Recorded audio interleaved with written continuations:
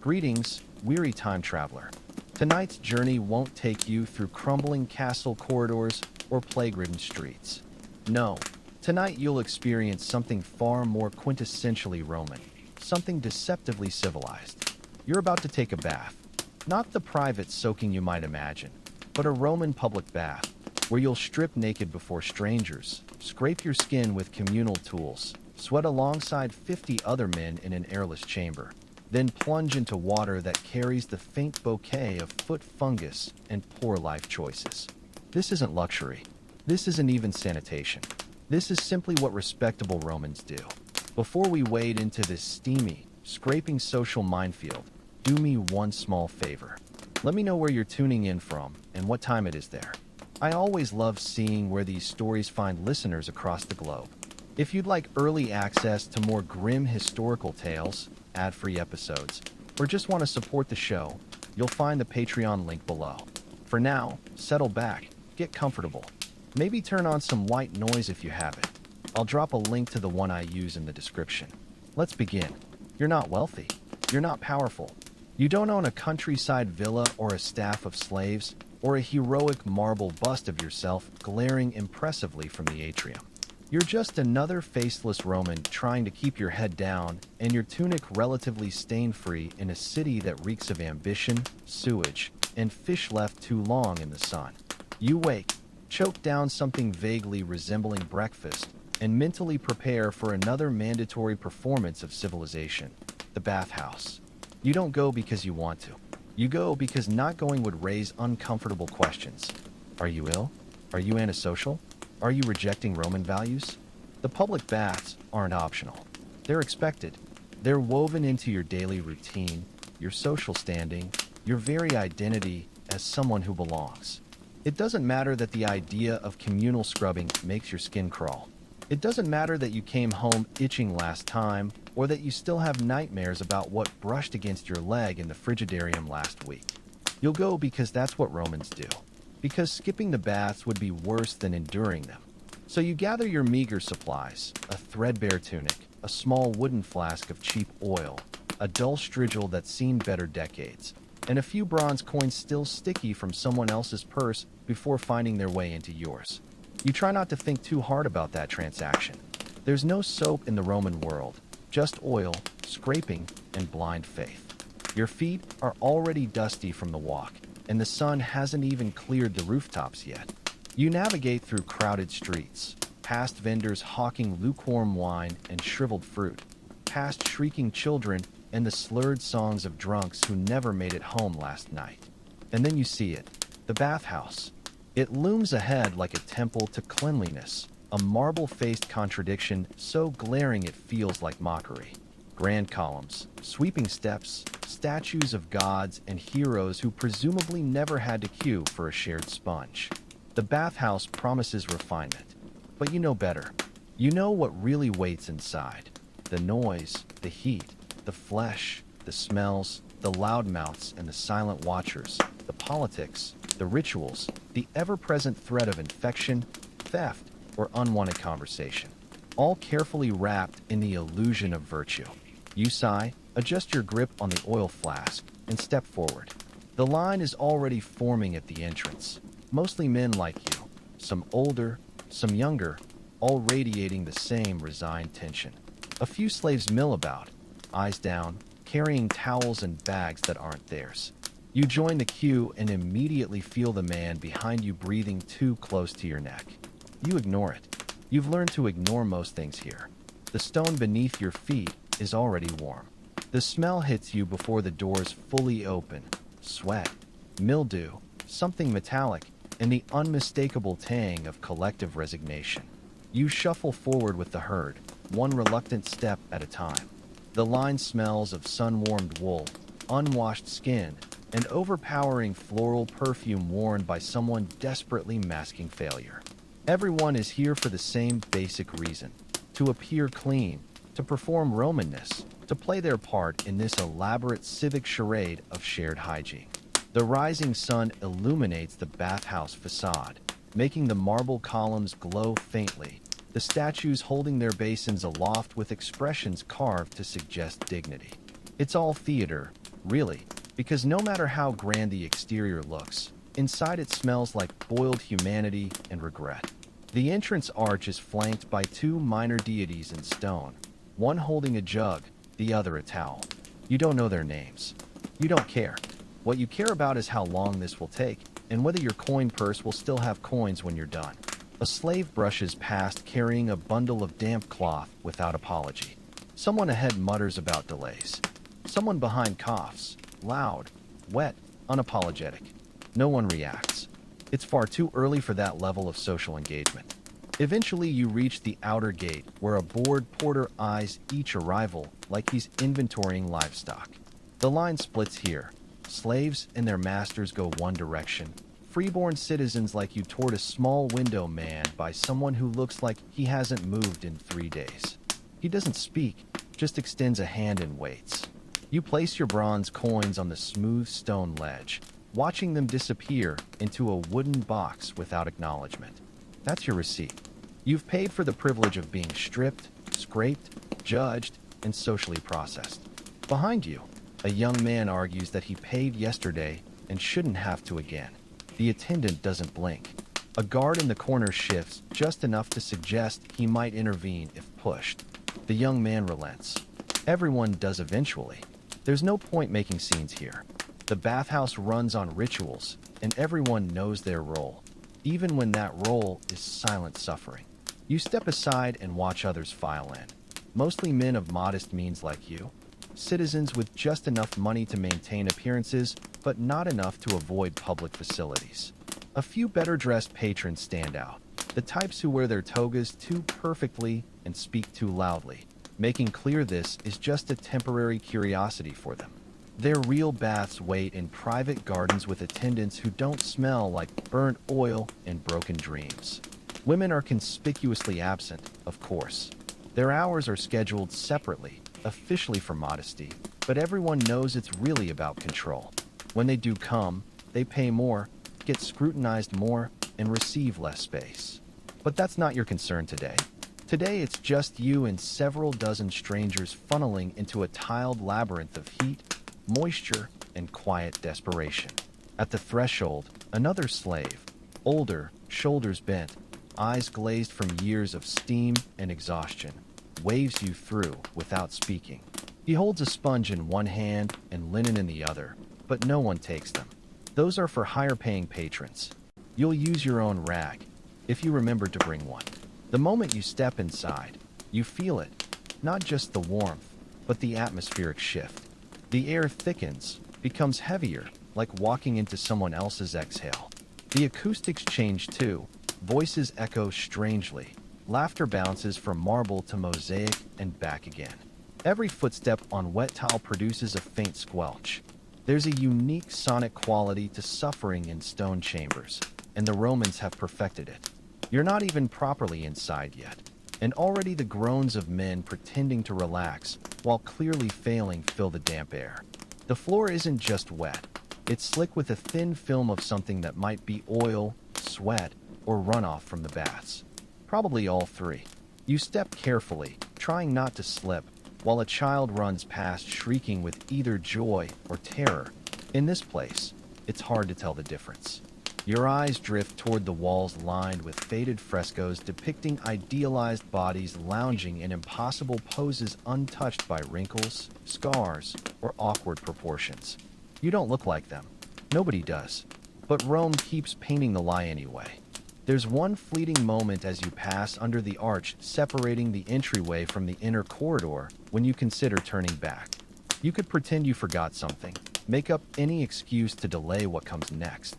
But you don't, because enduring the ritual is easier than explaining why you're avoiding it. You keep walking past a small alcove filled with cracked pottery and abandoned sandals, past a marble bust of some forgotten former governor whose nose has somehow survived centuries of humid indifference. To your left, a cleaner, probably another slave, kneels over a broken tile with a rag, dabbing at a stain that looks suspiciously like last night's wine mixed with something far less dignified. Nobody helps him. Nobody thanks him. He doesn't look up. You consider saying something, but stop yourself. Kindness here just slows the line. You pass one more archway where the stone is darker, stained from years of moisture and footprints, and whatever invisible things cling to damp air. You take a shallow, careful breath and feel the warm fog beginning to wrap around your shoulders like a damp shroud. The smell is everything and nothing at once. Oil and feet and stale breath, like history gone bad. You're through. You've paid. You've entered. You're officially inside. And already the humid air sticks to your skin like a warning. The slave by the inner door gives you a long, unreadable look. You nod out of habit. He doesn't nod back, just turns away and resumes wiping down a bench with what's probably more of a contamination device than a cleaning rag. Behind you, someone mutters about the crowd. The corridor curves and widens, the walls literally sweating under the weight of years. You follow it until it opens into the apodyterium, the changing room. The sound hits first, a muddled chorus of grunts, sniffles, bare feet slapping tile, and the wet squelch of someone dropping a tunic that should have been washed last week. Then the smell assaults you: oil, mildew, sour flesh, and some failed herbal attempt to mask it all. The room is lined with stone benches and recessed wall niches that serve as temporary graves for people's modest possessions. You step in and instantly become part of the human churn. Privacy doesn't exist here. No curtains, no partitions, not even the pretense of personal space. Just dozens of men undressing at varying speeds, some with casual indifference, others with quiet dread. The air is so humid it could soften iron, and every surface feels vaguely sticky. A few slaves scurry through, collecting discarded sandals and wiping down benches with cloths that haven't been properly rinsed since the Punic Wars. One crouches by a cracked urn, scooping out a mysterious substance that could be oil, bath water, or something with teeth. You don't ask. You just scan for an open spot. You find a narrow section of bench between a snoring older man whose chest is a roadmap of scars and a teenager trying desperately not to make eye contact with anyone. You sit awkwardly and begin the undressing ritual, tunic off first. You fold it tightly, too tightly, and press it into one of the higher niches, hoping elevation equals security. Your belt comes next, then your shoes, worn thin at the heels and still carrying street dust. You wedge them between the folds of fabric like a squirrel hiding nuts in plain sight of predators. There are no locks, no guards, just one slave assigned to watch the room, who's currently slumped in a corner, eyes half closed, chewing something questionable. You pause just for a moment to stare at your meager belongings, memorizing their position. The tunic's frayed hem curling over the niche edge, the right sandal slightly darkened from that wine stain you still haven't explained. You commit it all to memory, as if that will stop a desperate man from stealing them the moment your back is turned. You've heard the stories. Men who left the baths cleaner but missing clothes. Others who returned to find their sandals replaced with something 2 sizes too small. Once, a man left with only one shoe. You never learned how he got home.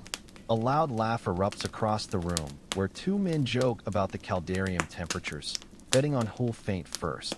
Their voices echo strangely off the wet walls like bad actors in a play nobody wanted to see. You try to ignore them, focusing instead on the next humiliating step, removing your subligulum, if you were wearing any, and tucking it under your tunic. The bench is cold and slightly gritty beneath you. You resist the urge to wipe it down. Now you're naked, fully, properly, Romanly naked, and it feels about as dignified as livestock at market. You cross your arms, which only highlights everything else. You uncross them. You shift posture. You try to look casual, like a man who's done this 1,000 times, like a man whose dignity didn't just slide off with his belt.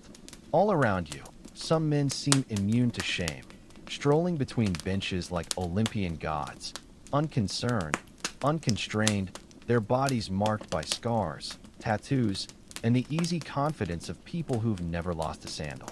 You are not one of them. To your right, a man argues with a niche slave about a missing tunic. The slave doesn't argue back, just shrugs, mutters something about watching too many niches at once, and returns to his chewing. The bather curses loudly before storming out half-covered in someone else's discarded cloak. You glance nervously at your own niche, still intact, for now. You reach for your oil flask, wooden, crudely carved with what might be a dolphin or a turnip depending on the angle. The oil inside is thick, slightly rancid, and will be your only defense against grime in the coming ordeal. Next to it sits your strigil, a curved metal scraper shaped like a sickle and about as comforting. Yours is borrowed, from whom you're not sure. It was handed to you at some point and hasn't been cleaned since. You hold it at arm's length, examining the edge for obvious signs of infection before wiping it with your already sweaty cloth. It doesn't help. The changing room churns around you. Some men finishing their oiling rituals with slow, sweeping motions that seem both ceremonial and vaguely performative. Others just arriving, still dressed, still momentarily dignified. The noise swells and dips in waves, shouted jokes, hissed whispers, wet footsteps, and the rhythmic scrape of strigils across backs, arms, and flanks. It's a symphony of exfoliation and social anxiety. The temperature rises as more bodies crowd in. The air grows heavier, saltier. Someone knocks over an oil jar that rolls across the floor in lazy spirals until it bumps your foot. You bend to retrieve it, hand it back, and receive a nod without thanks. That's the closest thing to camaraderie you'll find here. The slave in the corner finally stirs, stands, groans, stretches, and begins making slow laps around the room, eyeing the niches with the vague alertness of a man trying to remember what alertness feels like. He's thin, barefoot, his tunic damp in unfortunate places. You wonder how long he's been here, whether he ever leaves, whether he even remembers who owns what anymore. He pauses near your niche, stares a beat too long, then shuffles on. You don't relax. You won't until your clothes are back on your body and your sandals are on the correct feet. You check your oil flask, still half full, thankfully. You'll need it soon. Some men oil themselves here, but you'd rather wait until you're somewhere less crowded and ideally less sticky. A bell sounds deeper in the complex, a low metallic tone marking some shift in the bathing schedule or perhaps just the hour. Men begin filing out of the apodyterium in loose clusters, heading toward the heat, the steam, the next stage of this absurd wellness performance. You hesitate 1 second, then grip your flask in one hand, your strigil in the other, and step forward. Your bare feet slap wetly against the stone. The floor is uneven in patches, some tiles sunken, others suspiciously slick. You take your time. You try not to think about how many feet have walked this path today, yesterday, or how many more will tomorrow. The corridor ahead glows with faint orange warmth. You feel it already, just a whisper of heat rising from the stones. Somewhere beyond, dozens of half-naked men sit in rooms designed to sweat the soul from the body while discussing politics, ailments, and gods who probably stopped caring centuries ago. The heat intensifies with each step. The corridor narrows, forcing you close to the wall where your bare shoulder brushes against damp plaster etched with long faded murals of idealized bodies lounging beside impossibly clean pools. You're not fooled. The murals lie. The walls lie. The entire experience lies. But you clutch your now warm strigil and enter the chamber where Romans practice their peculiar brand of cleanliness. This is where the real scraping happens. The room opens into a shallow alcove that branches off before the serious steam begins. The walls here are polished smooth, not for beauty, but for easier wiping. Faint light filters through small grated windows near the ceiling, casting prison bar shadows across the tile floor. You step into one of the alcoves and instantly feel eyes on you. Not accusatory, not even curious, just vaguely aware in the way people notice carts carrying questionable produce. You're just another body in the endless procession here to be scraped clean. This is the part you hate most. Not the heat, not the stares, not even the awkward nudity. No, it's the scraping ritual, the oil, the metal, the collective pretense that this is hygienic because someone declared it so. There's no soap in the Roman bathhouse. No lather, no cleansing foam, no scented bubbles to wash the day away. Just oil, decent olive oil if you're fortunate, rancid dregs if you're not. You slather it on, let it mix with your sweat and street grime and whatever else has clung to you, then scrape it all off with a curved metal blade. It's primitive, it's absurd, and it's quintessentially Roman. You pour a line of oil down your forearm from your flask. The sensation is almost pleasant at first, warm, slick, slightly fragrant if you don't inhale too deeply. You rub it across your arm, shoulder, and chest in slow circles. The oil clings and drips in inconvenient places. You repeat the process on your legs, trying not to think about the growing slipperiness underfoot. Then comes the blade, your strigil. Yours is dull, not dangerously so, but enough that you feel it dragging rather than gliding across your skin. You brace your arm and scrape downward in slow strokes, watching the oil collect in grimy curls along the metal edge. It doesn't just remove oil, it takes skin, dead cells, dirt, everything that's settled into your pores. You pretend it's effective. You pretend it's progress. But as you examine the brownish sludge coating your strigil, you wonder if you're just rearranging filth rather than removing it. Beside you, an older man grunts in greeting and gestures to your back, a silent offer to help. He's scarred, with a sagging belly but posture that refuses to surrender. You hesitate. It's customary, even polite, to assist with each other's backs. But it's also a gamble. Still, you nod reluctantly and turn. He takes your strigil without asking and begins. His technique isn't gentle. The blade presses into your shoulder blades and works downward in rough arcs, catching slightly on old scars and the curve of your spine. You grit your teeth. When he finishes, he hands the strigil back with a nod, then turns expectantly. Now you owe him. That's how it works here. You take the tool and scrape his back as quickly as decency allows, avoiding the worst of his moles and blemishes. His skin is tougher than yours, more weathered, more resigned. When you're done, he grunts something that might be thanks and walks away, his back now streaked with oil and faint red lines. Elsewhere in the room, a wealthier patron lounges while two slaves oil and scrape him in synchronized movements. His skin shines unnaturally, as if trying to distract from his paunch. He laughs at something one slave says, something too quiet for you to catch, probably at your expense. You imagine many things standing here half-naked, scraping yourself like a side of beef before auction. There's a bucket in the corner collecting the scraped residue. You glance at it once and immediately regret it. The surface shimmers like spoiled soup, yellowish and streaked with gray, flecked with black specks that might be hair, bugs, or fingernails. You look away quickly. More oil, more scraping. Your knees, your shins, the sensitive hollows behind your knees where sweat pools like unpaid debts. You skip your feet for now. The floor's already treacherous enough. Some men balance precariously on one leg to scrape their soles. You've seen them wobble, slip, then curse in three-syllable obscenities. You'll wait, maybe forever. Behind you, someone sneezes violently, then coughs. You tense, not from disease fears, though that's always present, but because the sneeze was uncomfortably close to your oil flask. You glance down. Everything seems untouched. Probably. Another man enters whistling, young, smiling, carrying a polished bronze strigil that gleams like it's never touched real skin. His sandals are nicer than yours. His tunic, now neatly folded outside, had embroidered hems. A freedman's son perhaps, or a junior clerk. He greets acquaintances, slathers himself theatrically, and begins scraping with performative ease, the kind of man who genuinely believes this is civilized.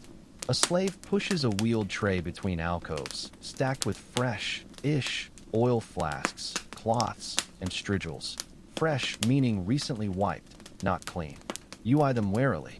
Yours works well enough. The man beside you swaps his strigil, muttering that his last one gave him a rash. The new one probably will too. Someone brushes past your shoulder. You don't turn. The room's too crowded now, bodies packed like olives in a jar. The sound of metal scraping oily flesh rises and falls in waves.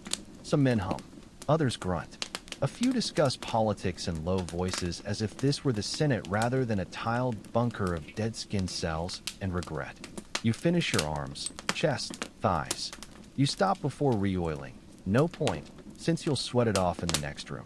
Already your skin feels raw, smooth in spots, irritated in others. A red mark blooms across your shoulder where the older man scraped too hard. You tell yourself it's fine, that it means the oil worked. The corner bucket is full now. Someone flicks more gunk into it, sending fresh ripples across the surface. You wonder where that sludge goes, whether it's reused somehow. Best not to ask.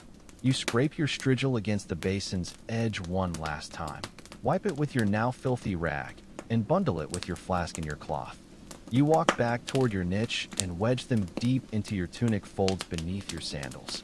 If someone digs through all of that, they probably need them more than you do.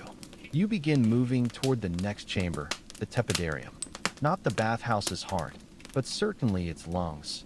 Humid, crowded, and hard to breathe in. The doorway pulses with orange light, low mist curling beyond the threshold. People are moving that way now, finished scraping, ready for the next act of performative purification. You follow the glistening procession. Every joint feels loose, every muscle heavy. Your feet carry you down the corridor with the sluggish rhythm of soldiers returning from battle. The stone underfoot cools gradually, but you don't trust it. You've been burned enough today, literally. Ahead, pale light filters through a small oculus above a rounded doorway. With it comes the frigidarium's unmistakable breath. You don't welcome it so much as accept it, like a debt coming due. The air smells of damp marble, old skin, and faintly sour herbs someone once added to the water and never replenished. It's colder than anywhere else in the baths, but only by contrast. What might feel refreshing elsewhere here feels like stepping barefoot into a cellar. You pass through the arch and blink against the brightness. The steam has mostly lifted here, clinging only to the floor in patches like marsh mist. The central plunge pool sits sunken, with worn steps leading down, its bottom decorated by a crumbling mosaic of grinning dolphins and tritons, their colors long faded under decades of grime and human residue. The water is unnaturally still, glassy, radiating cold before you even approach. A few men towel off nearby, teeth chattering despite attempts to appear stoic. One, ox-shouldered, barrel-chested, grunts as he steps gingerly into the pool. He makes it to his knees before pausing, sucking air through clenched teeth. His expression twitches before he plunges in all at once with the determination of a man fulfilling an unpleasant civic duty. The splash is muted, absorbed by the room's acoustics like a church too tired for echoes. You approach the edge and peer down. The water's clear enough to see the mosaic, but cloudy enough to suggest things better left unexamined. The surface shimmers faintly, disturbed by the oxman now sitting neck deep, breathing through his nose like it's the only thing keeping him conscious. You place one foot on the first step, and your body instantly protests. This isn't the kind of cold that numbs. It stabs, sharp and immediate, as if your blood itself is offended by your choices. Still, you proceed. You always do, because the cycle must be completed. Hot, cold, scrape, sweat, scald, shiver. This is Roman cleanliness. You grip the pool's edge and descend. Each step sends fresh shocks through your calves and thighs. By the time water reaches your waist, your stomach clenches, not metaphorically, but physically. Your body reacts as if you've been pushed into a winter stream mid-sleep. Your limbs tense. Your skin tries to shrink.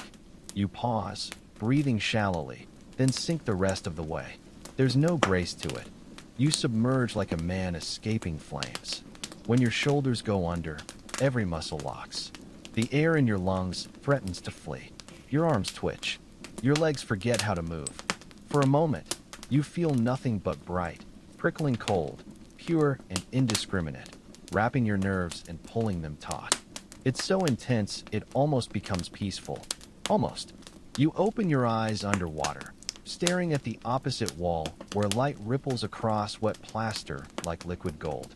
The frigidarium water carries a faint metallic tang with undercurrents of mildew and bitter herbs gone stale from neglect. Your teeth begin chattering involuntarily.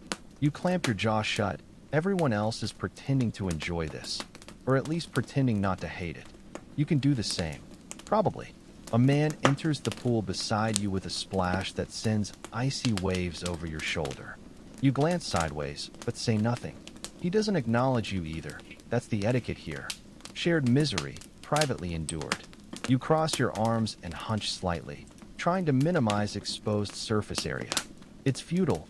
The cold has already reached your bones. You wonder if this is what drowning feels like. Quiet, undramatic, just you and the creeping realization that your body no longer obeys you completely. You stay submerged as long as you can, not from enjoyment, but stubbornness. You've sweated and scraped and scalded. You won't abandon the ritual unfinished. Around you, other bathers rise, their skin mottled pink and white, expression strained. One man sneezes and quickly wipes his nose, muttering about the water being colder than last time. Another perches on the edge, dangling his feet like a child hoping partial participation counts.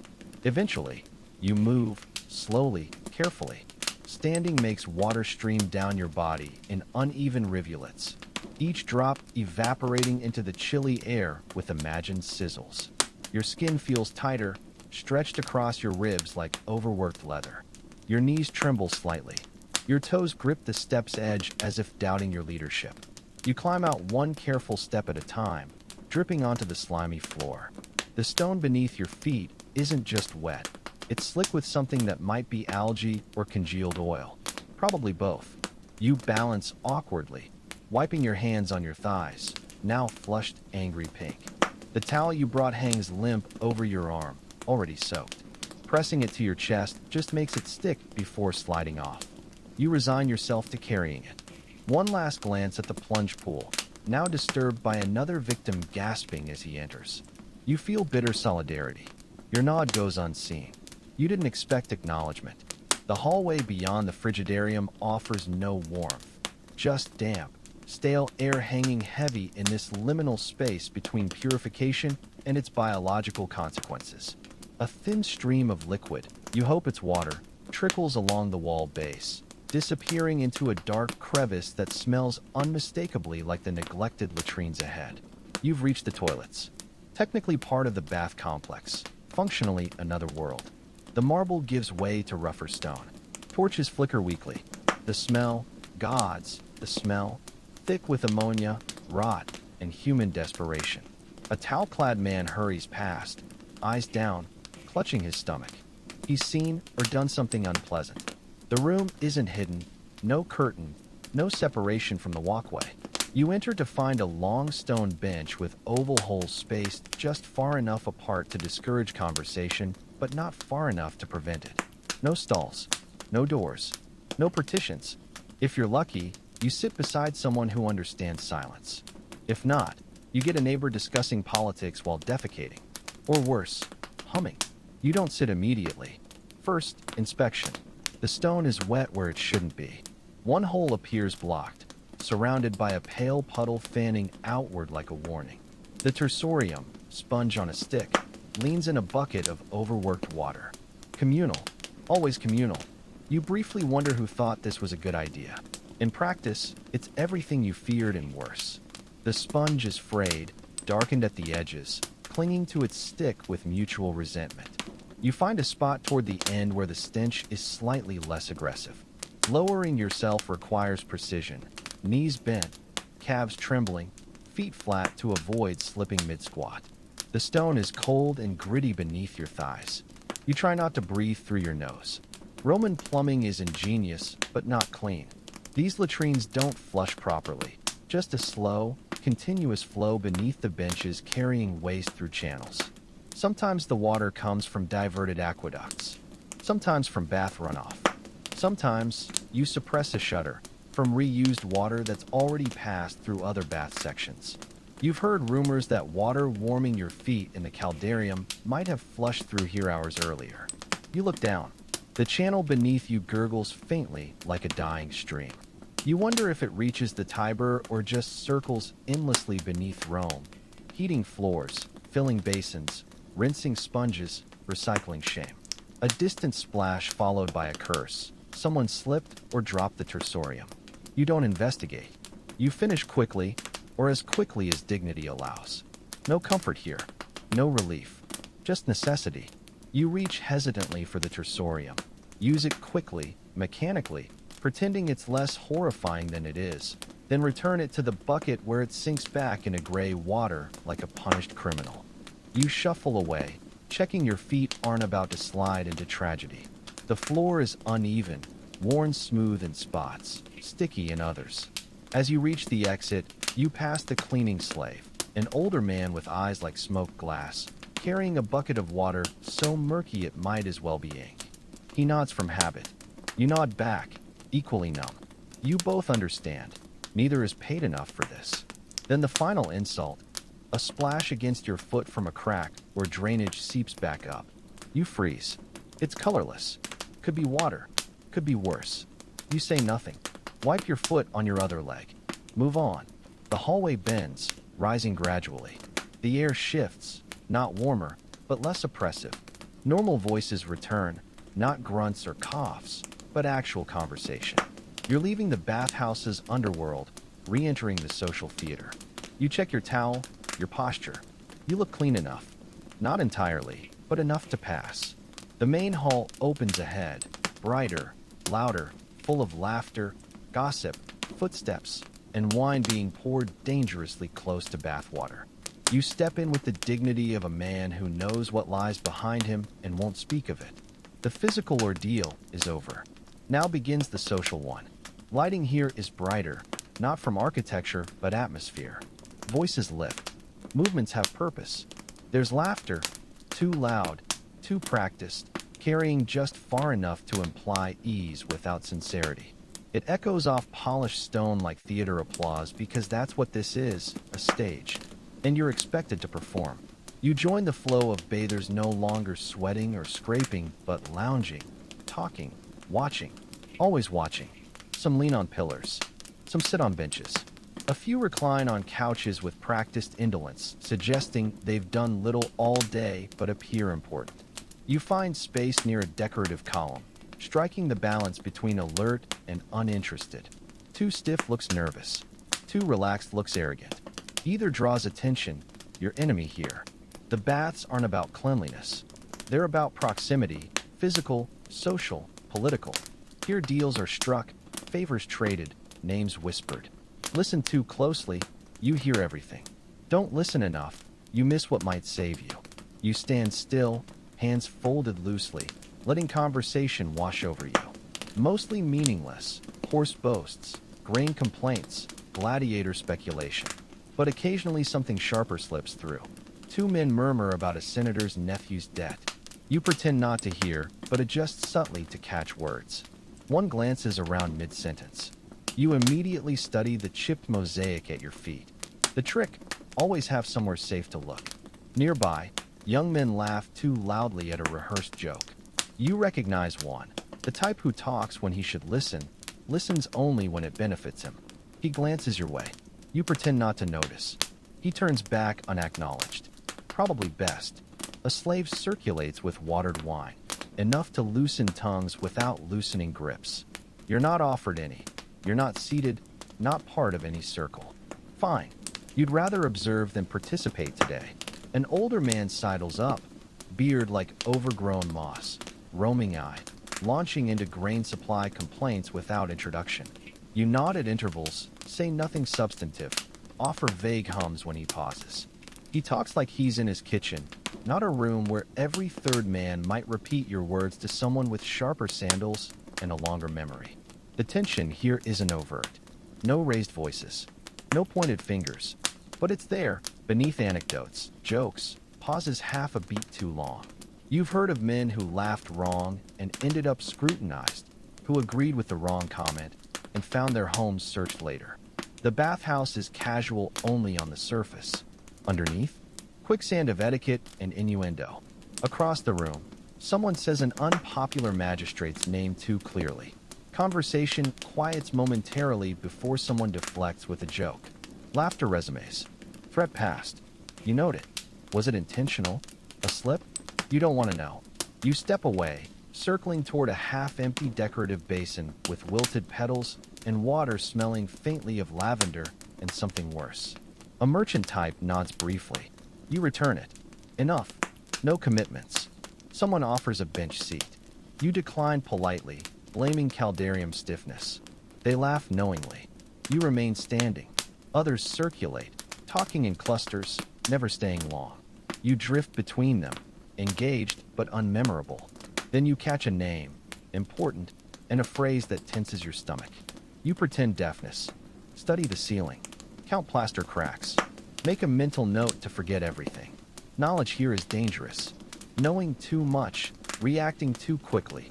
That's how you end up somewhere darker than any bathhouse.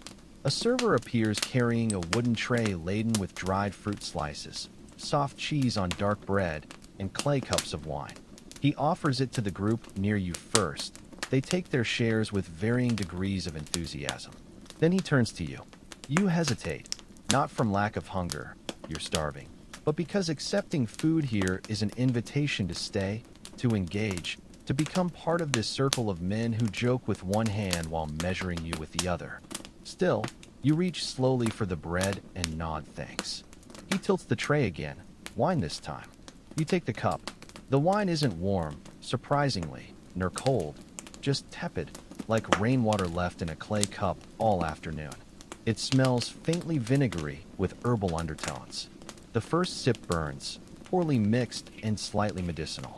This isn't wine meant for enjoyment, but endurance, to grease conversation wheels and blur memories of the latrine. You swirl the cup once before another cautious sip. No improvement. The bread is stale at the edges, but soft enough to chew without injury. You tear off a piece to scoop up crumbly cheese from the tray. The cheese smells stronger than expected, goat perhaps, or something desperately pretending to be goat. You chew slowly, pretending not to notice the condensation sheen on the tray or the suspicious curl at the cheese's edge. Bathhouse food isn't gourmet. It isn't even sanitary, but it's ritual, and you're not hungry enough to refuse. Around you, others eat with mixed manners. To your left, a man slurps wine like it's his reward, chasing it with olives he pits with his teeth and spits directly onto the floor. Across the way, two older men debate whether this season's honey cakes surpassed last year's, their voices rising in that particular Roman way, loud enough to invite agreement, but not so loud as to require intervention. One gestures emphatically with his food, flinging a sticky glob onto a passing slave's arm. The slave wipes it off wordlessly and continues his rounds. You nibble a dried date, tough and slightly gritty, while glancing toward a side pool where men recline with wine cups balanced precariously on the tiles. One dips a hand lazily into the water and flicks droplets at his companion, a gesture meant to appear playful but landing with the damp slap of irritation. They laugh, of course, because that's expected, but their smiles don't reach their eyes. Everything here is performative, relaxation included. Someone passes behind you, making the tray wobble. You save your cup, but not the date, which rolls off and hits the floor with a sticky thud. You let it go. The floor has claimed worse today. You're adjusting your seat when the room's noise shifts. Not the usual hum, but something sharper, louder. A voice raised not in anger yet, but in that Roman register of irritation disguised as amusement. You turn just in time to see two men standing, one pointing, the other rigid. And just like that, your stomach forgets the wine and your fingers forget the bread. Because more than food gets spilled in these halls. The argument escalates, not quickly like market brawls, but with that deliberate Roman rhythm designed for maximum audience retention. One man gestures wide-palmed, inviting witnesses to his grievance. The other stands stiff-jawed, arms crossed, posture signaling he's done talking and now deciding what to do with the tension. You've seen this before. Everyone has. And like always, no one intervenes. Not yet. Because intervention means accountability, and here that's slippery. The shouting man accuses the other of something vague. A borrowed towel, a bumped tray, a look that lingered half a second too long. It doesn't matter. What matters is the tone, the body language, the gathering spectators. They circle like stray dogs in a courtyard. You freeze. Movement draws attention here, and attention draws trouble. The first strike comes, more symbolic than violent. A wet slap of palm against bare shoulder. But it's enough. The second man lunges. Suddenly they're grappling, slipping, knocking over cups, stumbling into a third man who rises in protest and finds himself entangled in something he didn't choose. Towels drop. Shouts rise. Some back away while others edge closer, hungry for spectacle. A slave ducks out with the practiced speed of someone who's helped reconstruct enough teeth to know better. No one calls for guards. There's no point. Guards here appear selectively, present when convenient, absent when awkward. Bathhouse disputes rarely reach the courts unless someone dies, and even then only if the deceased matters. You press back against the wall between a cracked pillar and decorative basin, arms crossed, expression neutral. Your furniture now, a bystander, an innocent, invisible if necessary. Eventually someone with sufficient status barks a command. The scuffle breaks. The men separate, one limping, the other clutching his side, both wearing the exhausted expressions of men who've realized neither has won anything. No consequences follow. There rarely are, except bruises, and sometimes those are currency. You exhale slowly, not relief, just habit. The danger has passed. For now, you leave your post and rejoin the human current flowing through the chamber. The bathhouse never truly rests. Even in quiet moments, tension hums beneath the surface of forced relaxation. You pass a cluster of young men lounging conspicuously close, legs brushing, hands lingering, their laughter slightly too bright, as if masking something. You don't stare, not from disapproval.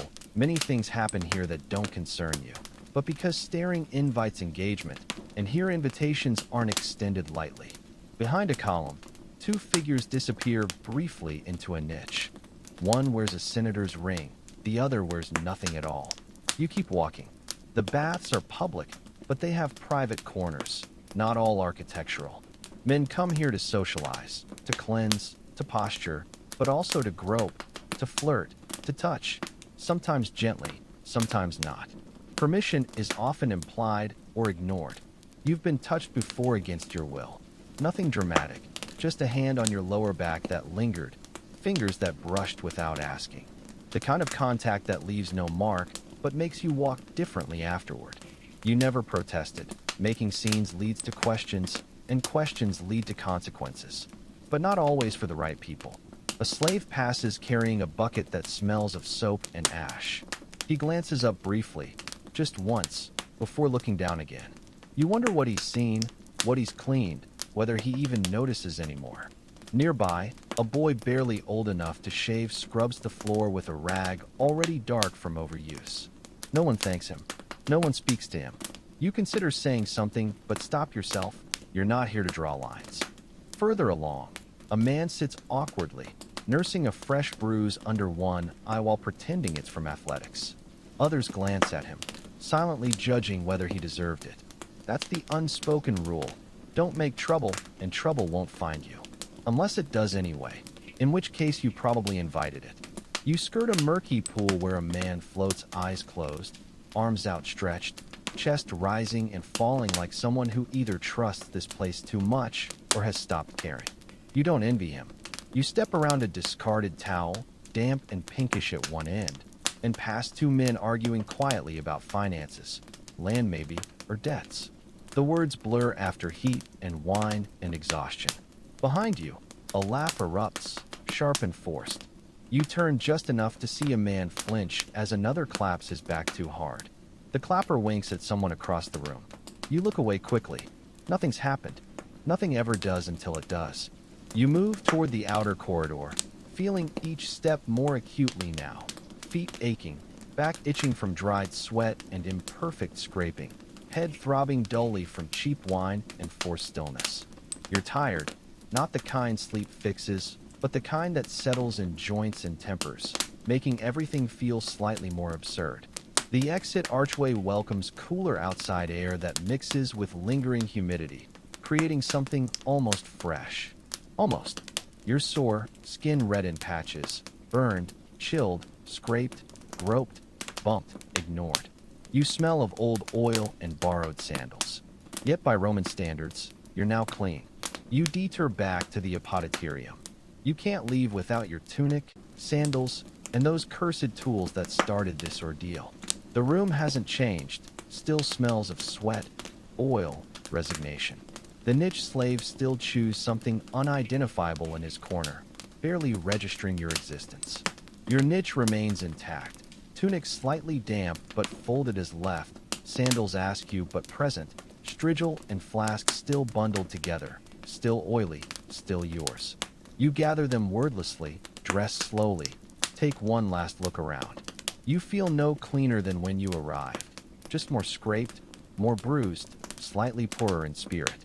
You limp out of the bathhouse complex, your damp tunic already clinging to your skin as the afternoon sun beats down mercilessly.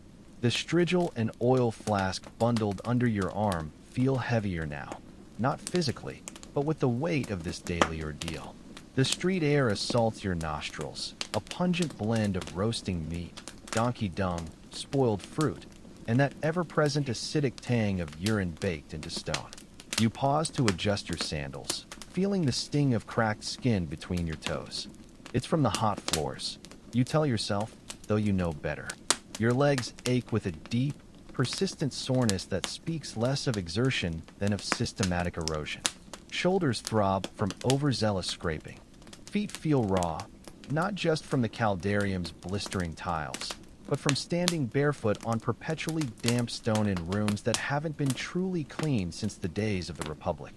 Your skin still glistens, not with cleanliness, but with the residual film the strigil couldn't remove. You smell like rancid oil and mildew with top notes of fungal regret. You don't feel purified. You feel used. An insistent itch starts at your ankle. You scratch absent-mindedly and immediately regret it as a warm sting spreads under your nail. Probably a scrape, maybe the beginnings of a rash. You'll know by morning. Turning down a side street, you avoid a pastry vendor whose cart appears not to have been cleaned since Augustus ruled, beginning the slow trudge homeward. Every joint feels loose, every muscle weighted. This isn't the kind of tired that invites sleep. It's the kind that makes lying down feel like a negotiation with your own body. By the time you reach your door, the symptoms have multiplied. Armpits chafe from sweat and scraping. Calves itch inexplicably. Lower back burns where oil wasn't properly removed and now clings like paste. Fingers prune despite being dry. Heels sting with each step, not just from the frigidarium's shock, but from prolonged exposure to whatever grows on perpetually wet surfaces. You hope it's mere irritation. You hope it's not contagious. But hope, as you've learned, makes for a poor antiseptic. The door creaks open to reveal your room. Small, stuffy, dimly lit by fading daylight slipping through shutter cracks. You deposit your belongings in the corner. The strigil clinks against the wall. The oil flask leaks slightly, leaving a dark stain on the floor. You can't muster the energy to wipe it up.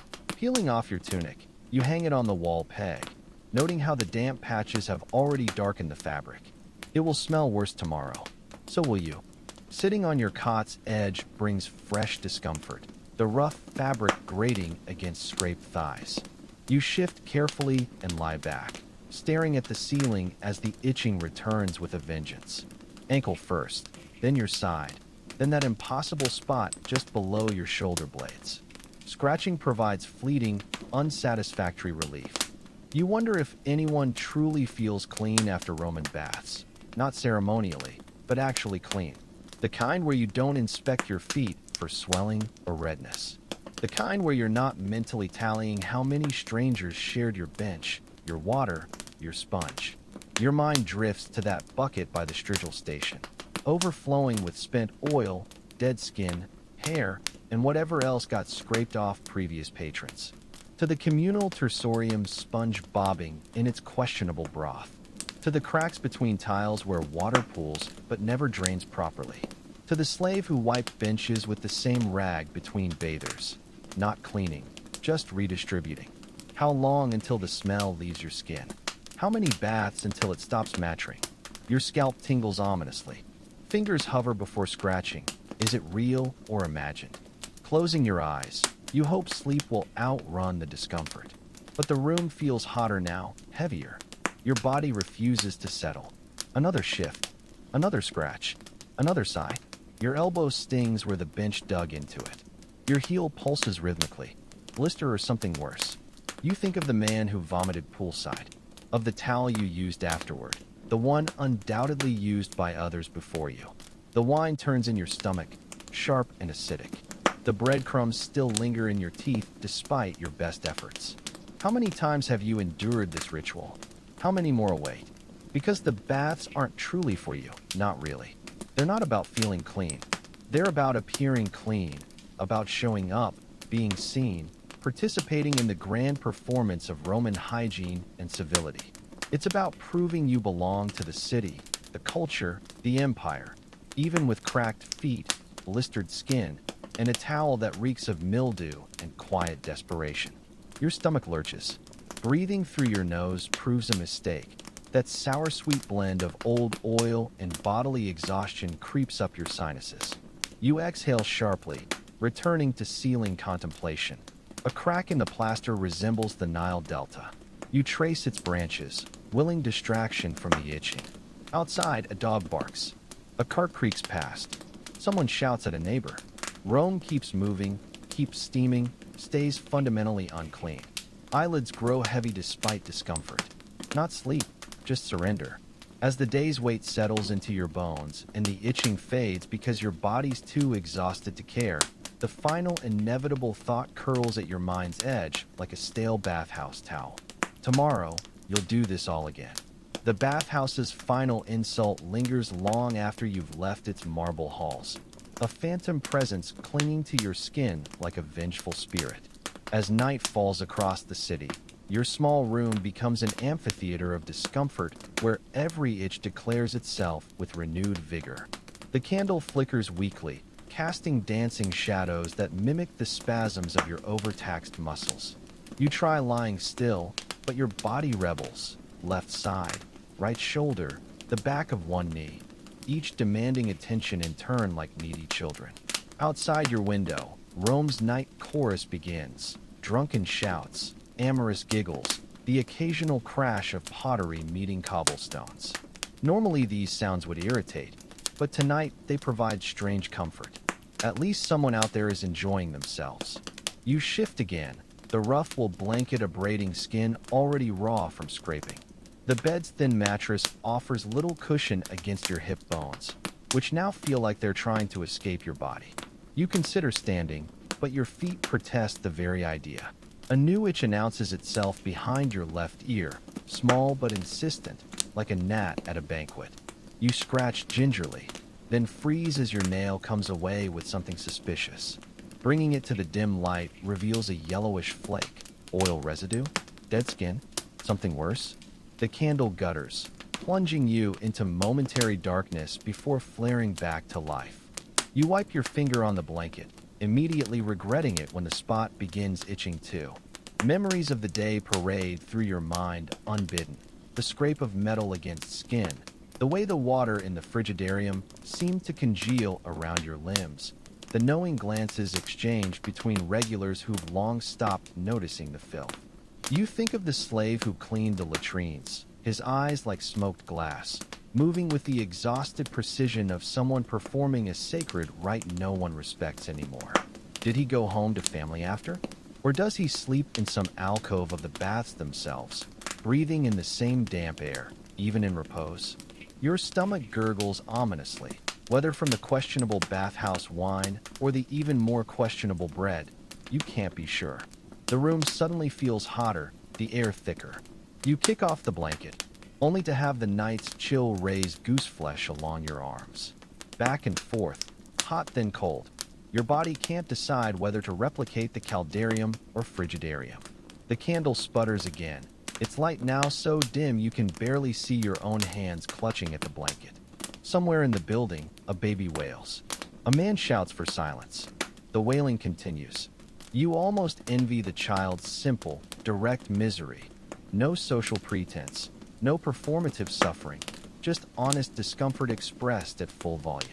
Your own complaints must stay internal, festering like the unseen things growing between bathhouse tiles. You scratch your elbow, feeling a small bump that wasn't there this morning. The beginnings of a rash. An insect bite? The first sign of some bathhouse plague working its way through your system? The candle dies with a final hiss, plunging you into darkness so complete you might as well be back in the bath's steam rooms. Your bladder chooses this moment to make its presence known. You ignore it at first, then curse as the pressure builds. The chamber pot sits in the far corner, only 6 paces away, but it might as well be across the Tiber. You debate the merits of ignoring it versus braving the cold floor. A particularly insistent twinge from your bladder decides for you. Your feet meet the floor with a chorus of protests. The cracked skin between your toes, the tender heels, the general ache of bones that feel decades older than they are. You shuffle forward, arms outstretched, until your shins meet the chamber pot with slightly more force than intended. The relief is momentary, replaced by the new problem of navigating back to bed without kicking over the pot or stepping in its contents. Your big toe makes contact with something damp, whether spilled liquid or just cold stone. You don't want to know. Back in bed, you curl into a fetal position that does nothing to ease your various discomforts. The baby has stopped crying, replaced by the rhythmic creaking of a bed frame and sounds that leave no doubt about what's happening in the adjacent room. Normally this would annoy you, but tonight it's almost comforting, proof that life, in all its messy persistence, continues despite everything. You scratch your shoulder absently, feeling a small scab come loose beneath your nail. When did that get there? The baths, the walk home, some earlier indignity you've since forgotten? Sleep comes in fits and starts, not true rest, but brief respites between waves of itching and discomfort. Dreams blend with memories. You're back in the baths, but the water has turned to honey, thick and clinging. Someone hands you a strigil made of bread that crumbles in your grip. The slave from the latrines floats past, his bucket now overflowing with teeth. You wake with a start, your neck stiff and a new itch blooming across your lower back. Dawn's first light creeps through the shutters, revealing your room in all its pathetic glory. The stained floor, the rumpled blanket, the chamber pot waiting to be emptied. Your body feels no better for the night's rest. If anything, the aches have deepened, the itches multiplied. You stretch cautiously, hearing joints pop like dried twigs. The scab on your shoulder has reopened slightly, leaving a rusty smear on your fingernail. You rub it away absently, already dreading the day ahead. Because today will be the same as yesterday. You'll wake, choke down breakfast, and steel yourself for another mandatory performance at the baths. The thought makes your stomach clench.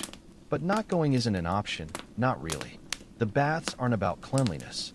They're about conformity, about proving you're still part of the machine, still willing to endure whatever Rome demands of its citizens, even if it leaves you itching and sore, even if you come home each day feeling less clean than when you left. You rise slowly, each movement calculated to minimize discomfort. The chamber pot can wait. Breakfast can wait. For now, you just stand at the window, watching the city wake. Shopkeepers opening stalls, slaves fetching water, the first bathers of the day already making their way toward the baths with the resigned determination of soldiers marching to war. You scratch your elbow again, feeling the bump there grown slightly larger overnight.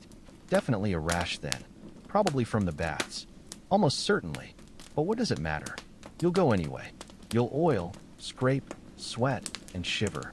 You'll pretend not to notice the filth. You'll laugh at the right moments and keep silent at others. Because that's what Romans do. That's how you prove you still belong. By enduring what should be unendurable.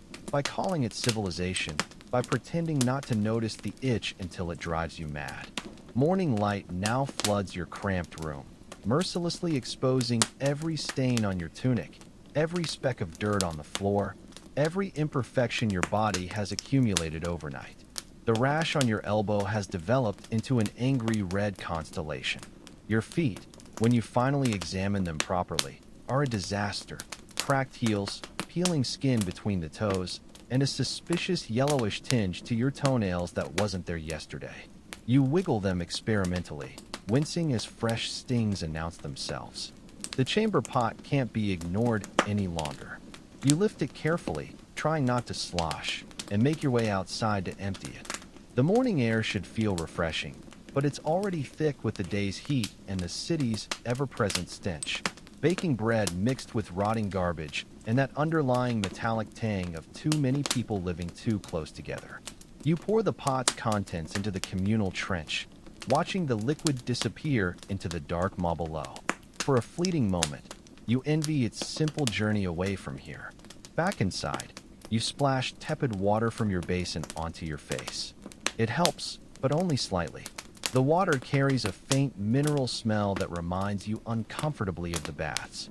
You rub your face dry with a cloth that's seen better days, then pause. Was that a new itch on your cheek, or just imagination? You decide not to investigate further. Breakfast is a handful of stale nuts and yesterday's bread, chewed mechanically while standing by the window. The bread sticks in your throat, but washing it down means drinking more of the questionable water. You choose thirst. Dressing is its own ordeal. The tunic scrapes against your irritated skin like sackcloth. Your sandals, which never fit properly to begin with, now feel like instruments of torture against your battered feet. You tie them loosely, knowing they'll rub blisters by midday, but unable to bear the pressure of a proper knot. The oil flask and strigil sit waiting by the door, your constant companions in this daily farce. You consider leaving them behind, just for today, but the thought of the sideways looks, the whispered questions, stops you. Better to endure the discomfort than the scrutiny. The streets are already crowded when you step outside. You move with the sluggish determination of a man marching to his own execution. Vendors call out their wares. Fresh bread, doubtful. Cool water, unlikely. Sweet figs, possibly yesterday's. You ignore them all, focusing instead on placing one sore foot in front of the other. A group of young men jostles past, laughing too loudly, their skin glowing with the sheen of recent bathing. They must have gone at dawn. The wealthy often do, when the water's freshest and the crowd's thinnest. You catch a whiff of lavender and mint from their direction, so unlike the stench of the public baths. Their strigils probably never touch another man's skin. Their towels are likely laundered after each use. The thought sours your already precarious mood. The bathhouse looms ahead, its marble facade glowing golden in the morning sun. From this angle, you can see the stains beneath the columns where the night's filth hasn't yet been cleaned. A slave scrubs at one such stain listlessly, his movements slow and practiced. He doesn't look up as you pass. The entrance line is shorter this early, but no less grim. The usual suspects are here: the old man with the persistent cough, the young clerk who always looks like he's smelling something bad, the burly fellow whose back you scraped yesterday. He nods at you, revealing a missing front tooth you hadn't noticed before. You nod back, careful not to make eye contact. The porter today is a different one, a heavy-set man with a bored expression.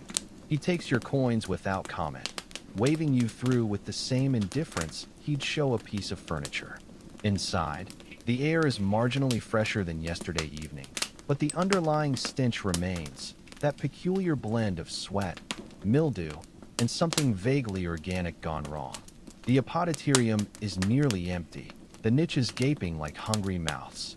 You choose one near the corner, placing your belongings with the same too careful precision as always. The act of undressing feels more tedious today, your fingers clumsy with resentment. Each fold of your tunic is a small rebellion. Each placement of your sandals a silent protest against the inevitable. The scraping room is almost peaceful at this hour. Only 3 other men occupy the space, each lost in his own routine. You take your time with the oil today, rubbing it into your skin with deliberate slowness. The strigil feels heavier than usual, its edge duller. The first scrape brings up less grime than yesterday. Small mercies, but your skin protests the treatment, reddening immediately. You press on, working in silence, trying to ignore the growing sense of futility that accompanies each stroke. What's the point? You'll be just as dirty by sunset. The city sees to that. A slave enters with fresh towels, his arms piled high with linen that actually looks clean. He places a stack near the door and departs without a word. The other bathers descend on them like vultures, leaving you the dregs, a slightly frayed towel that smells faintly of vinegar. You take it without complaint. What would complaining accomplish? The slave probably hasn't slept. The towel is probably cleaner than anything you own anyway. You drape it over your shoulder and make your way toward the tepidarium, your feet leaving damp prints on the stone. The warm room is blissfully empty. You stretch out on a bench, feeling the heat seep into your aching muscles. For the first time today, some of the tension leaves your body. The bench is smooth beneath you, worn by countless bodies before yours. You trace a finger along its edge, wondering how many men have lain exactly here, staring at this same cracked ceiling tile. Hundreds? Thousands. All pretending this was normal. All pretending they enjoyed it. The heat builds slowly, coaxing sweat from your pores. You close your eyes, just for a moment. A noise startles you awake. Someone entering, talking loudly to his companion. You sit up too quickly, your head swimming. How long were you asleep? The room is significantly warmer now, the air thicker. Your skin is slick with sweat, the towel damp beneath your fingers. The newcomers, two middle-aged men deep in conversation about grain prices, barely glance your way. You stand, your legs unsteady, and make your way toward the caldarium. Time to complete the ritual. The heat hits you like a wall as you enter. The hot room is crowded now, steam hanging thick in the air. Men lounge on benches, their skin glowing red in the dim light. The pool shimmers invitingly, its surface broken only by the occasional ripple. You take your place on an empty stretch of bench, feeling the heat immediately begin to work on your stiff muscles. It's almost pleasant, in a punishing sort of way, like being scolded by someone who claims to have your best interests at heart. A slave moves through the room, sprinkling water on the heated stones to produce more steam. The hiss is loud in your ears, the sudden surge of heat prickling your skin. You close your eyes again, letting the sweat run freely down your face, your chest, your back. For a few precious moments, there is only the heat and the sound of your own breathing. Then someone coughs wetly nearby, and the spell is broken. You open your eyes to see an older man hacking into his hand, then wiping it casually on the bench beside him. The bench you'll likely sit on tomorrow. The cycle continues. The plunge into the frigidarium's icy waters feels more brutal today, your body still tender from yesterday's abuses. As you sink beneath the surface, every scrape, every rash, every patch of raw skin announces itself with electric clarity. Your lungs constrict involuntarily, your muscles locking in protest against the sudden cold. For one terrifying moment, you're certain you won't be able to move, that you'll remain trapped here, frozen in place like an insect in amber, until some slave fishes you out hours later, blue and bloated. Then your limbs respond, pushing you upward with desperate strength. You break the surface gasping, the air sharp in your throat. Around you, other bathers go about their business, some laughing at your distress, others pointedly ignoring it. One man floats nearby, his eyes closed, his expression serene despite the cold. You envy his composure even as you question his sanity. The water laps against your chest, each tiny wave feeling like a fresh assault. Your toes curl against the pool's bottom, searching for purchase on the slick mosaic below, those grinning dolphins and tritons now hidden beneath your trembling feet. Slowly, grudgingly, your body adjusts. The pain recedes to a dull ache, the initial shock fading into something almost bearable. You take stock of your surroundings, the arched ceiling dripping condensation, the slaves moving silently along the edges with their buckets and towels, the line of men waiting their turn to enter the pool. Their expressions range from resignation to outright dread. You recognize a few faces from yesterday, the coughing man, the toothless bruiser, a skinny youth who keeps scratching his arms nervously. None meet your gaze. There's an unspoken rule here. You don't acknowledge shared suffering. To do so would make it real. You close your eyes again, letting the water buoy you slightly. The cold has numbed some of your itches, at least. Small mercies. When you open them again, the youth is in the water nearby, his skinny frame shaking violently. He catches you looking and scowls, clearly mistaking your concern for mockery. You turn away quickly, pretending sudden interest in the wall mosaics. The last thing you need today is another confrontation. Your skin has begun to prune, the wrinkles forming strange patterns across your fingertips. You study them idly, river deltas in miniature, roadmaps to nowhere. Eventually, the cold becomes too much. You haul yourself from the pool, water streaming from your body to puddle on the already slick floor. The attendant hands you a towel, this one slightly less frayed than the last, and you rub yourself down with mechanical efficiency. Your skin tingles, the blood rushing back to the surface in uneven waves. The rash on your elbow has darkened to an angry purple in the cold. You make a mental note to avoid scratching it, though you know you'll forget the moment it starts itching again. The walk to the latrines feels longer today, your legs leaden with exhaustion. You pass through the same corridors, past the same peeling frescoes, your damp feet leaving ghostly prints on the stone. The latrine stench hits you before you've even rounded the final corner. That same gut-churning blend of ammonia and decay that no amount of incense can mask. You hesitate at the threshold, considering whether you can hold out until you get home. Your bladder answers with an insistent twinge. Resigned, you step inside. The scene is eerily similar to yesterday. The same line of holes, the same bucket with its questionable sponge, even the same slave standing watch in the corner. Only the faces have changed. You select a spot near the end, as far from the others as possible, and assume the position. The stone is cold against your thighs, the air thick with sounds you'd rather not think about. Someone 2 seats down is humming tunelessly, the noise echoing strangely in the vaulted space. You focus on the wall in front of you, tracing the cracks in the plaster with your eyes. Anything to avoid acknowledging where you are, what you're doing. The tersorium sponge looks even worse today, its edges blackened, its surface matted with something. You use it quickly, trying not to think about the last 100 hands that held it, then return it to the bucket with a quiet splash. The slave nods approvingly. Whether at your speed or your discretion, you can't tell. You wash your hands in the shallow channel that runs along the floor, the water cloudy with soap and other things. It's better than nothing, though not by much. Back in the main hall, the crowd has thickened considerably. The morning bathers are giving way to the midday crowd. Men with more time and money to spend, their voices louder, their postures more relaxed. You spot a group of off-duty soldiers lounging near the central pool, their muscular frames marked with scars both old and new. They're sharing a jug of wine, passing it back and forth with the easy camaraderie of men who've faced death together. One catches you looking and raises the jug in your direction, a challenge in his eyes. You shake your head quickly and move on. The food tables have been set out, laden with the usual offerings: stale bread, questionable cheese, dried fruit that may or may not contain insects. You take a piece of bread and a handful of olives, eating quickly while standing near a column.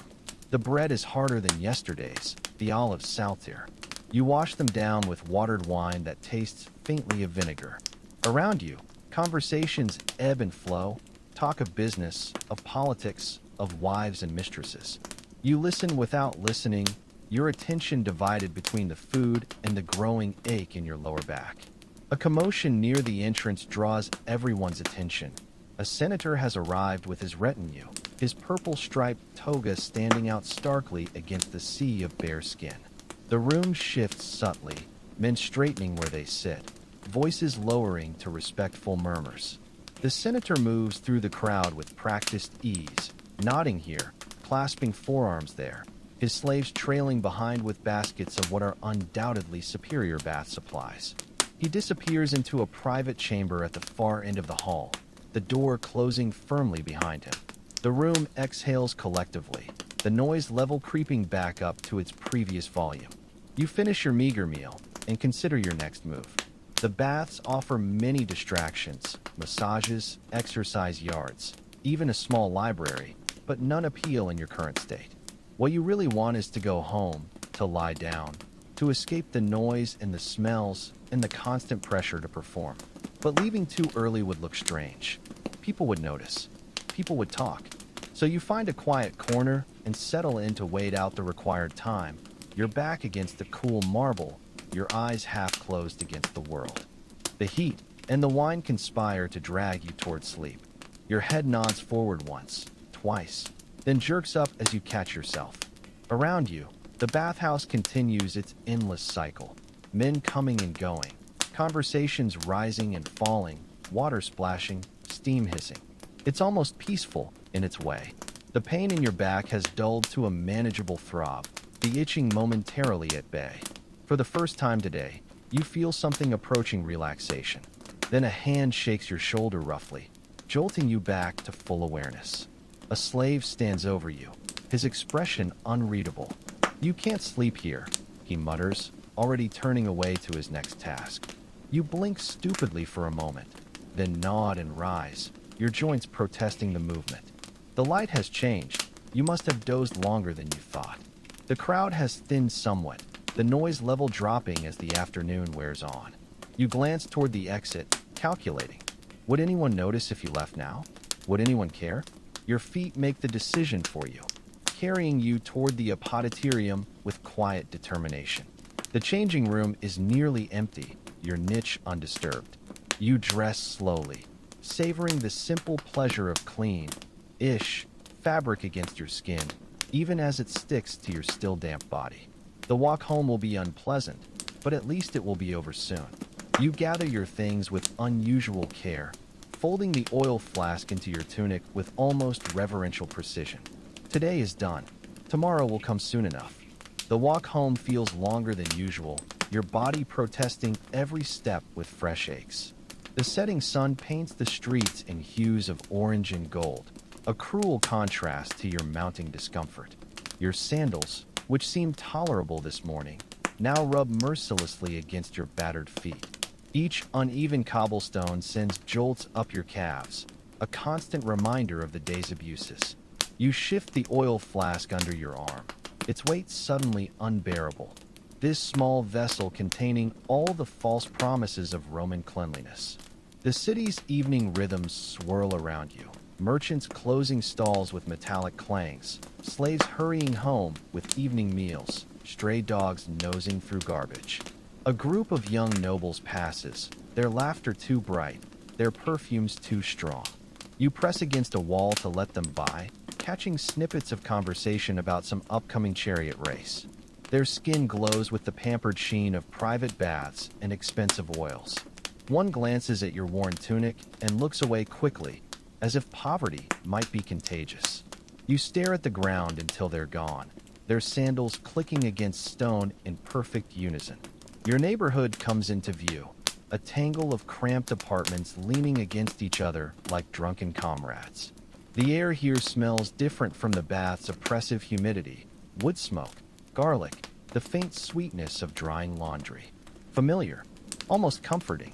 Your building's outer stairs groan under your weight, the worn depressions in each step cradling your feet with grudging acceptance. Up here, the evening breeze carries traces of the Tiber, not the foul stench of the city's underbelly, but the cleaner, greener scent of moving water. You pause on the landing, breathing deeply despite the protest of your ribs. For a moment, you're just a man standing in the evening air, not a Roman performing his civic duty. Inside your room, the shadows have deepened into near darkness. You light your lamp with trembling fingers, its flickering glow revealing the same stains, the same cracks, the same meager possessions as this morning. Nothing has changed. Nothing ever does. The oil flask finds its place in the corner beside the strigil. Two more relics in your personal museum of resignation. Your tunic joins the others on the wall peg, its dampness already fading. You run a hand through your hair, wincing as your fingers catch in unseen tangles. When did you last have it properly cut? You can't remember. The water jug is nearly empty, but what remains is blessedly cool. You drink greedily, the liquid spilling down your chin to drip onto your chest. It's cleaner than anything you touched at the baths today. Cleaner than you'll ever be, no matter how many times you submit to scraping and sweating and freezing. The realization settles over you like a shroud. This ritual isn't about cleanliness at all. It never was. The baths exist to remind men like you of your place, to strip you bare, literally, before your betters, to make you grateful for the privilege of shared filth, to reinforce that even in nakedness, hierarchies remain. You sink onto your bed, its straw stuffing crackling in protest. The lamp's flame dances across the ceiling, making the cracks seem to shift and writhe like living things. Your body has passed beyond pain into a kind of numb acceptance. The rashes, the scrapes, the bruises all blending into one amorphous discomfort. Outside, the city's noises have softened into a nighttime murmur, a drunk singing off-key, A baby's brief cry quickly soothed the occasional bark of a watchdog. Normal sounds. Human sounds. The sounds of people who don't spend their days wondering which communal sponge will touch them next.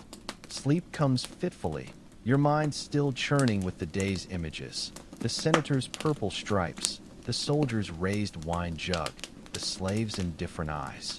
Dreams fragment into surreal tableaus.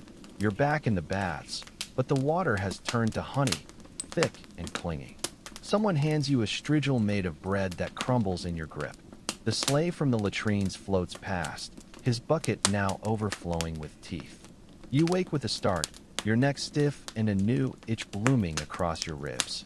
Dawn's first light creeps through the shutters, painting the room in pale grays. Another day, another bath. The cycle continues unbroken. You rise slowly, your body protesting each movement. The rash on your elbow has spread. Your feet look no better. The water jug is empty now. You'll have to visit the fountain. You dress mechanically, your fingers fumbling with ties that suddenly seem too complex. The oil flask waits by the door, its surface dull in the morning light. You pick it up, feeling its weight, not just of oil, but of expectation, of conformity, of silent complicity. For a wild moment, you consider leaving it behind. What would happen if you didn't go today?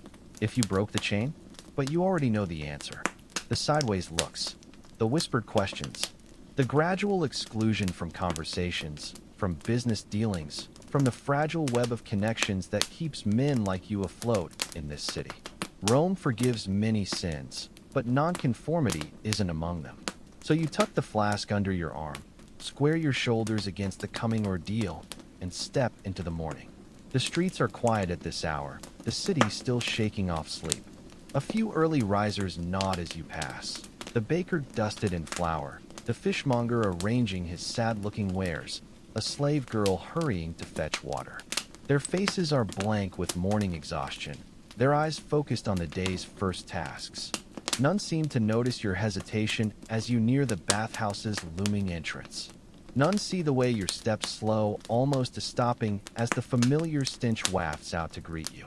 The porter nods, same as yesterday, same as always. The line is short. The routine awaits. You take a deep breath. Through your mouth, you learned that lesson long ago, and step forward. The marble feels cold beneath your feet, even through your sandals. The corridor stretches ahead, its end lost in shadow and steam. Somewhere beyond, men are already scraping, sweating, pretending. You adjust your grip on the oil flask and walk on. The baths claim you again, as they always do, as they always will. Rome endures. The ritual remains. And you? You endure with it, itching, aching, but above all, obedient. A good Roman, a clean Roman, or at least a Roman who knows enough to pretend.